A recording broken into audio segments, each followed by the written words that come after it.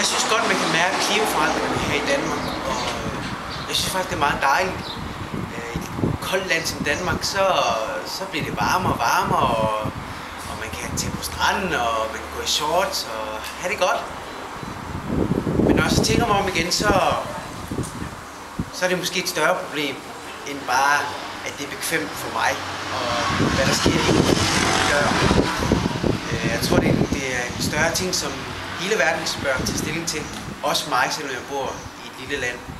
Så jeg tror, jeg skal tage stilling igen.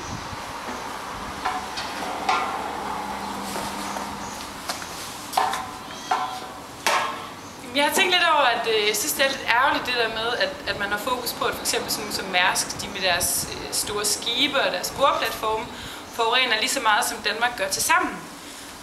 Fordi så har man lidt en tendens til at tænke, okay, hvis de forurener lige så meget som Danmark til sammen, hvorfor skal jeg så slukke for vandet, når jeg børster tænder, eller vaske ved lavere grader, eller slukke for lyset? Så på en eller anden måde, jeg synes ikke, man skal differentiere så meget mellem det, fordi klimaet handler om os alle sammen, og derfor skal vi også alle sammen tage stilling til det.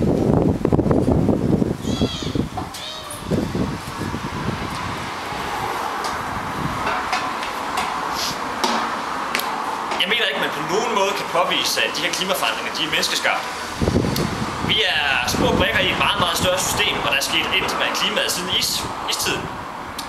Så jeg mener, at det er et modefænomen. Det er en fis i en hornlygte, og man kan slet ikke tage stilling til, hvad man gør nu. Så sådan det.